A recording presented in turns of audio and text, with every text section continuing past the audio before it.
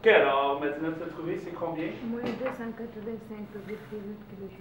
Moins 285,8 kJ. Donc, ça, c'est l'énergie requise ou qui va être libérée lorsque une mole d'eau est produite. Okay.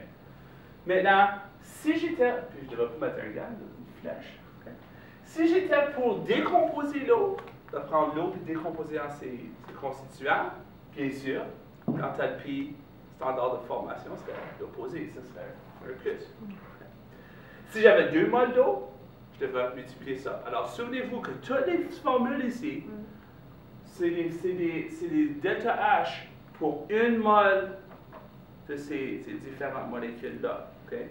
Donc, on peut trouver, par exemple, le dioxyde de carbone, le CO2, c'est moins 939,5. Okay? Il y en a qui sont très communs. Maintenant, regardez, on va trouver l'autre eau, de l'eau gazeuse. L'eau gazeuse, c'est quoi la variation d'enthalpie pour l'eau gazeuse? Moins 241,8.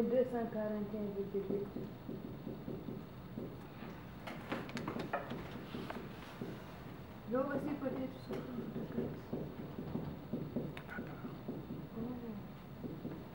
Tu vois, l'eau gazeuse et l'eau liquide ont des delta H de formation différents. Pourquoi? Différents états. Gazeux, c'est la vapeur, right? Oui, gazeux, c'est la vapeur. Maintenant, regarde la différence entre ces deux numéros-là. Que vous remarquez quelque chose? 44. 44? Yeah. Souvenez-vous de la dernière question qu'on a faite? La loi de Hess? Quand on avait changement d'état, Ouais. changement d'état de gaz à liquide, c'était 44 kJ. Yeah. Yeah. Regarde, on va utiliser la loi de Hess. On va faire quelque chose d'intéressant. Si je veux changer de liquide à gaz, OK, regarde ce que je peux faire. Je vais réécrire cette formule-ci. On fait la soustraction. Ça va devenir positif. Oui. N'est-ce pas? Ça, c'est gazeux. Ça, c'est gazeux.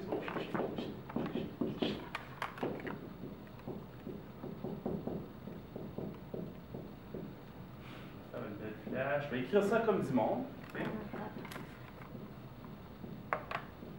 Ah, j'ai de la misère aujourd'hui. C'était pas plus facile.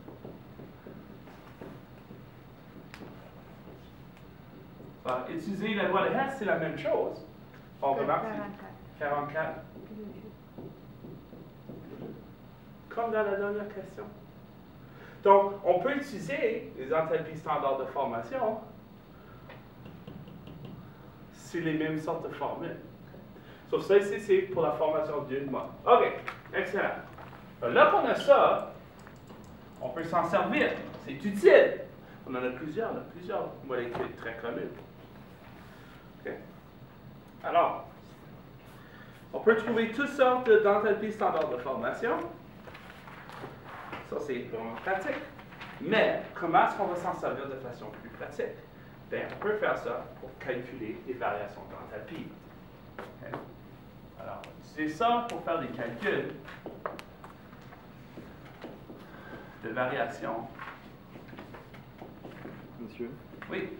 dans le livre, ils ont marqué 40,7. Passer de... Ah, j'ai fait une faute dans mes calculs. Bah non. Non. Où ça dit ça?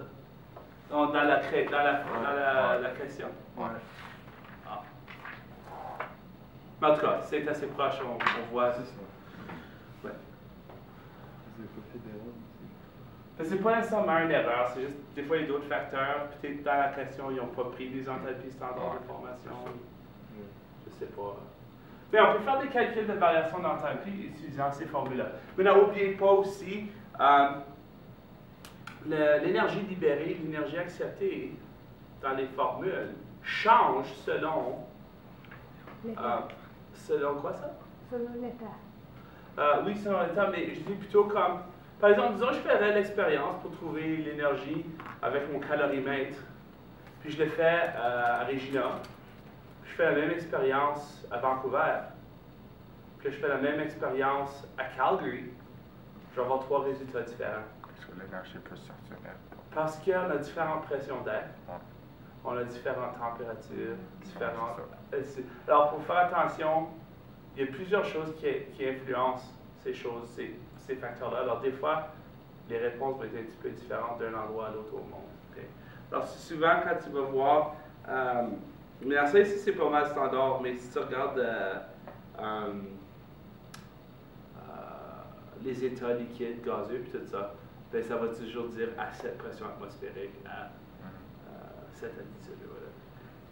Donc, juste réaliser que des fois, les résultats du livre vont pas être nécessairement les mêmes résultats que dans le manuel ou dans la littérature, puis parce qu'il y a souvent différents facteurs qu'on ne peut pas prendre en compte. C'est toujours une source d'erreur. Alors, calcul de variation d'enthalpie. C'est la même chose qu'on a fait dans la loi de S. Dans la loi de S, on avait, je ne sais pas, on avait quelque chose comme ça, puis on voulait déterminer c'était quoi le delta H. On cherchait, on voulait trouver ça, puis on utilisait d'autres formules pour faire ça. Maintenant, avec les enthalpies standards de formation, je vous présente la formule suivante. Cette formule suivante-là est très facile. Il s'avère que le delta H d'une formule, okay, tu peux la trouver sans faire la loi de Hess, en utilisant seulement les enthalpies standards de formation. Puis pour faire ça, tout ce qu'il suffit de faire, on va utiliser la lettre Y pour qui vous indique la somme. C'est quoi cette lettre-là? Je pense que c'est epsilon. Ouais, je pense que... Tu prends la somme. OK? Maintenant, je vais l'écrire ici, puis après ça,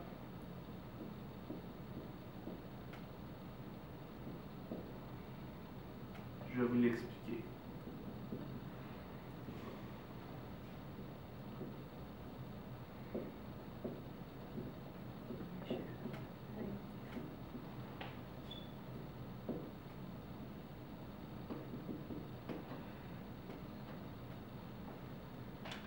Quoi? Non, je dis c'est réactif. OK. Donc, dans cette formule-là, OK, ça ici, c'est un delta H. Puis d'habitude, delta H, on devrait mettre un petit degré ici, mais je ne le mets jamais. Mais, en tout cas, tu vas le voir dans la littérature, il y a un petit degré là. Parce que delta H, c'est lié à la température. Donc, ça c'est le delta H, c'est une variation d'enthalpie, alors ça peut être pour n'importe quelle réaction. Puis ça ici, c'est des delta H de F, là dans tout le monde, des delta H de formation. Alors, si tu prends la somme de delta H de tous les produits, moins la somme des delta H de tous les réactifs, ça va te donner des delta H de la formule. Maintenant, faites attention, le petit piège ici, c'est que j'ai des N ici. Puis ça ici, il ne faut pas oublier que le N, c'est le nombre de moles de chacun des réactifs, et des produits, puis N, c'est le nombre de moles de chacun des réactifs. Okay? Alors, faites attention, ça c'est les moles. Okay? Puis je vais vous montrer comment que ça marche. C'est pas epsilon, en fait c'est sigma. C'est écrit petit. Sigma. C'est quoi infinité? Parce que ça, c'était sigma. Ouais. Quelqu'un va devoir vérifier ça. Je pense que ça, c'était sigma. C'est checker c'est quoi sigma? À moins que ça ici, c'est le majuscule de sigma. Ça, c'est le minuscule. Je sais pas. On va vérifier rapidement.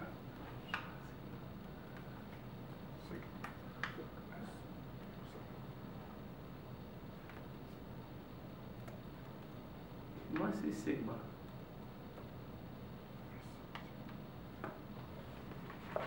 C'est quoi l'infinité? C'est que moi, c'est le gros sum. Ouais.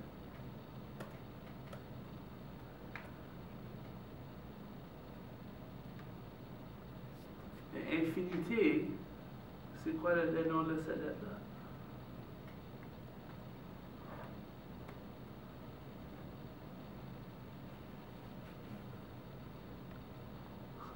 Je pensais que ça, c'était assez mauvais. J'ai jamais eu raison, c'est pas Sigma. Ok, d'abord. Ok, on continue cette interview. Ok. Alors, comment est-ce qu'on utilise ça pour une formule? Alors, disons que je vous donne la formule, puis l'exemple est dans vos notes, mais on va la faire ensemble. Alors, disons que j'ai la formule du CH4.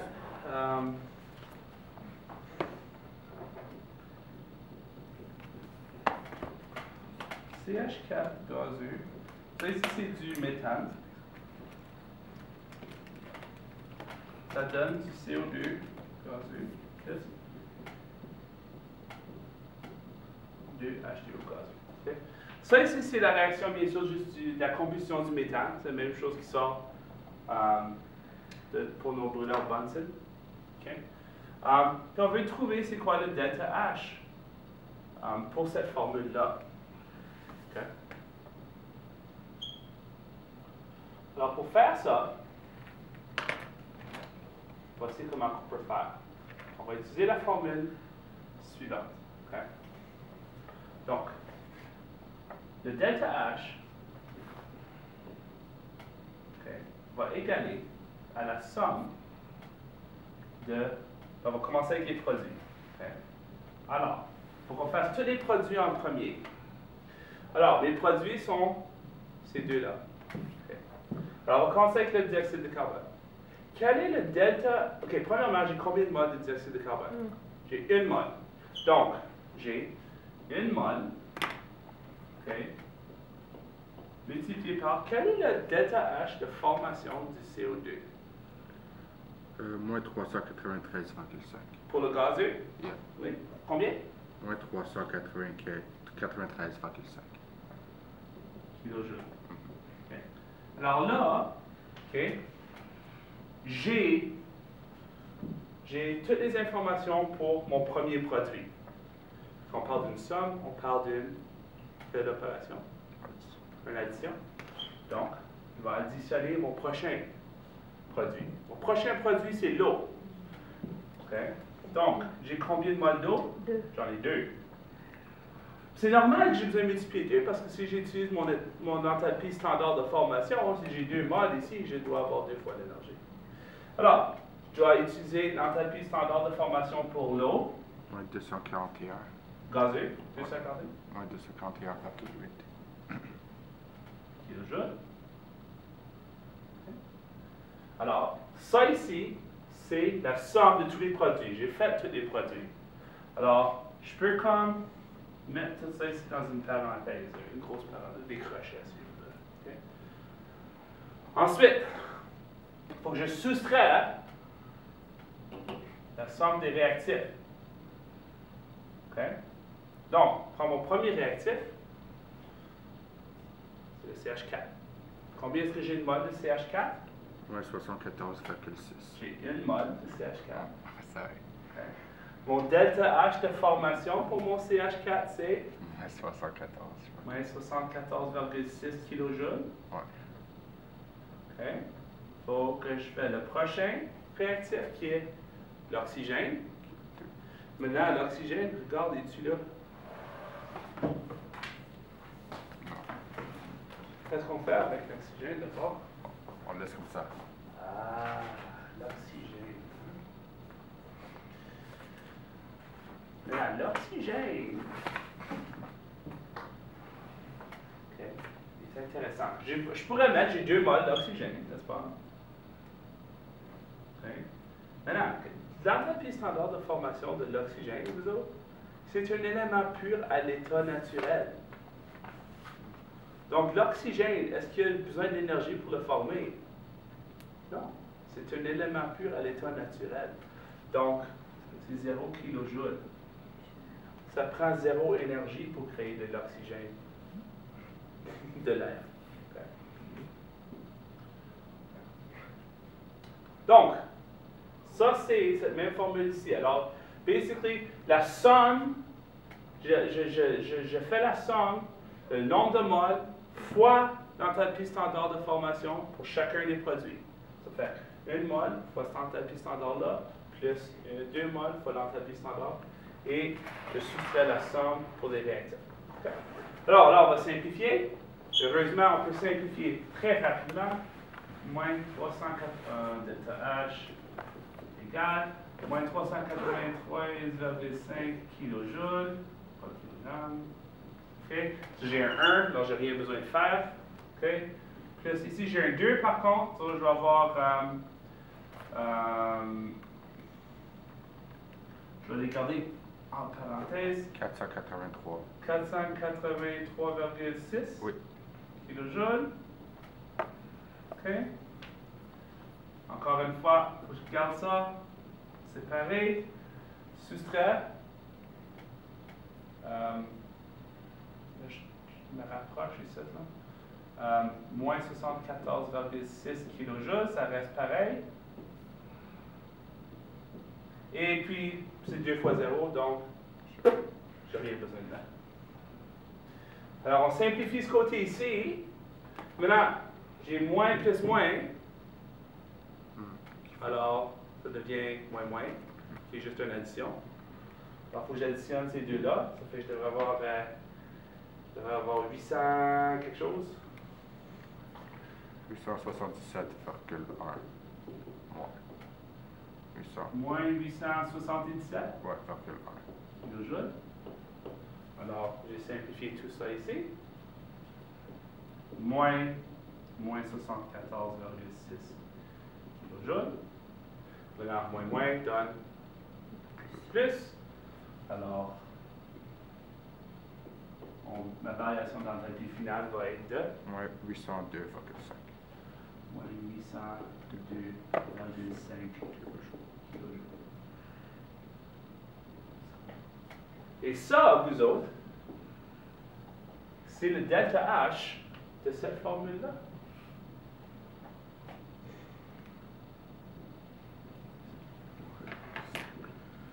En d'autres mots, je prends les enthalpies standards de formation de chacune des molécules dans ma formule, puis je les soustrais, les sommes avec